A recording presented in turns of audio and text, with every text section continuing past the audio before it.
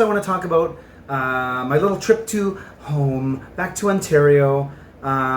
Very cool beer culture there. I won't go on about it because I didn't actually film there. I know you're like, whoa, we did not. I was visiting family. I have a kid in tow. It just would have been a giant pain in the ass. Every brewery I went to, I was with family or like friends and stuff, right? It's like, hey guys, hold on, I want to film.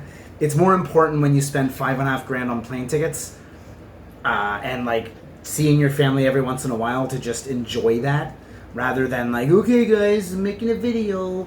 They'd be more than willing to placate and humor me while I did that, but again, time is of the essence. It doesn't happen often, especially with my brother. Speaking of my brother, we went to Collective Arts. This is in Hamilton, Ontario. Hamilton is a 600 and something odd thousand, which in Ontario terms is fairly large. It's, I think, the second or... No. It's the third or fourth largest city in the province. Collective Arts, massive brewery. Great beer. They have their own bottle shop that's completely separate from the bar, which is separate from the brewery. They have like a retail shop.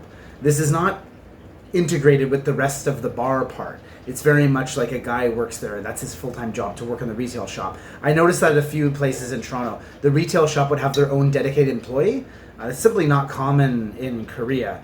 You'd go to the bar and they'd have a fridge and you'd get your bottles from the bartender. There's nothing wrong or better about either system. I just noticed that there's much more dedication, at least from manpower, to the Ontario ones. Anyway, craft beer scene is there. Craft beer scene there is great, and I've managed to bring this back. This is called Origin of Darkness. I asked them about their taps, and I said, well, you have a bunch of barrels in the back there. Where's your barrel stuff, like at the bar? And they said, oh, you got to go to the retail shop. So we walked around the building for 3 minutes, which is, not a long walk, but when it comes to going from a bar area to a retail shop at a brewery, shows you the size of the brewery. So, this is an Imperial Stout aged in oak barrels. I was reading about this online. They did that to keep like kind of a neutral wine aging process to it. And then they put in the skins of New Zealand Pinot Noir grapes in there. So that's the first process here. Oak barrels, Imperial Stout, the skins of Pinot Noir grapes in there too. That's aged.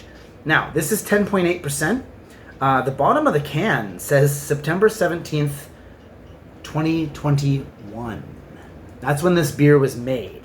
So it's been aging forever. Now, they're not done yet. That's the first step. And then they move them to tawny port barrels. Port's a kind of wine, right? Thicker, heavier, more alcohol from Portugal, Porto. Anyway, and that is put with South Pacific vanilla and New Zealand cacao nibs. Now, there's a lot of New Zealand stuff going on here, and that's because this is in conjunction with Garage Project, which is from Wellington. I know nothing about them, but that's pretty cool that this is all kind of collaboration between a Canadian one, New Zealand brewery. Again, I'll show you the art on the can here. This can, another thing about Ontario, the retail shops. I'm not going to name names in Korea, but it's just everybody, really. You'll get a tall boy from the brewery. There's no middleman here. From the brewery in Korea. And it'll be like 750, 8, 9,000 won. Some IPAs, we're talking 11 and a half, right? You can easily get like IPAs, hazies, whatever, and they're like $3.85 a can from the brewery, $4.50. I never saw anything for more than like $4.95, unless we're talking big bottles of like super rare stuff. But any sort of like IPA, 500 ml cans, even stuff that was like 6.87% alcohol, like stronger stuff, $4.50. It's like half the price there. Again, I could make a whole video about Ontario beer scene. I'll have to go back by myself, no family. Bring my camera and make another video. Anyway, let's get this open. This has been aged for basically 3 years now. It's almost September. It's like September's in a month, so we'll call it 3 years. Jesus. I'm really looking forward to this. Their beers that we had at the brewery were great. I have a couple of cans I'm going to portion out to my friends here in Korea. This one's for me. Hee-hoo! Whoop.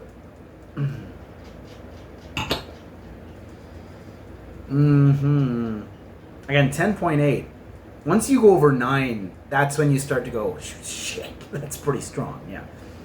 10.8, that's way up there. We're getting into like barley wine territory now.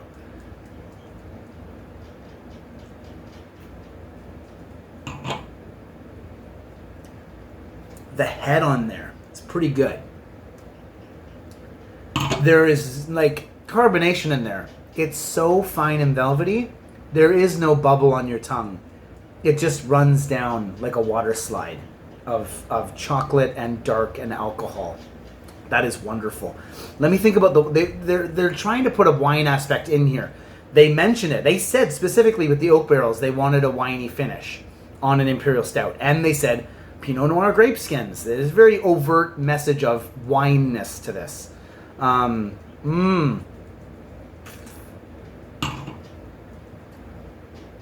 mouthfeel I just mentioned about the carbonation not overpowering it, that could be part of that. Like a Pinot Noir. There's no carbonation in that. It's very rich, goes down easy, right? That's maybe what they're going for with the mouthfeel. The vanilla is very subtle. The cacao nibs, that kind of, if you ever had like a raw cacao nib, tastes nothing like chocolate. There's like a sourness to it. That's coming through a bit. It's like a tart, like bitter sourness from the cacao nib though. Don't think like citrus sour. It's not like that at all. It's very different, and that's coming through.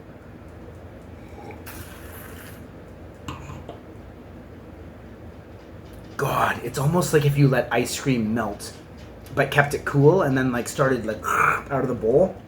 There's like a really pillowy, foamy carbonation, smoothie velvetiness to it. That's so good on the way down. Wow.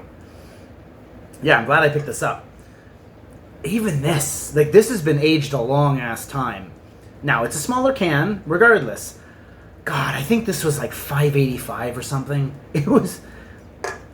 People in Ontario complain about the stranglehold that the LCBO has on the liquor system. It's the government agency that you have to buy liquor from as far as stores go. Now, breweries can sell them themselves, but as far as any sort of third party goes, it's the Ontario government controlling that.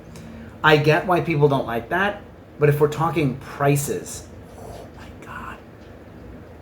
Any beer you buy from the LCBO in Ontario, 500 ml, whatever can, craft, like good stuff, is going to be way cheaper there than even buying it from the breweries here in Korea. Now, there's Korean liquor laws and stuff like that. There's importing ingredients, but Canada's importing hops too. We're not growing our own hops. A lot of the malts that are going to be imported are going to be from abroad too. So, is it as far from the U.S. to Canada as it is to Korea for malts necessarily? Of course not. But beer is a hell of a lot cheaper in Ontario.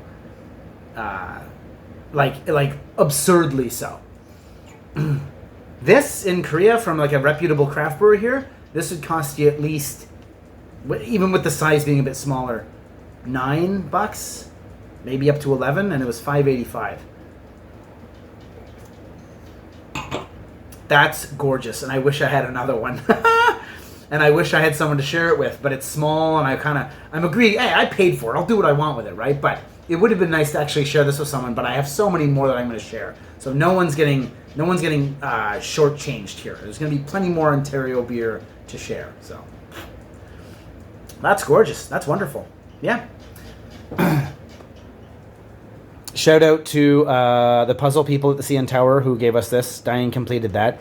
And shout out to Casey, who I ran into serendipitously at the St. Lawrence Market. She's a photographer. She sells antiques and stuff too. Her company's called Bohemian Blooms. Most of you are going to be in Korea. You're not even going to be able to buy her stuff. But hey, I'll give her a shout out anyway. So we ran into her randomly and we bought that's her picture. So yeah, cool.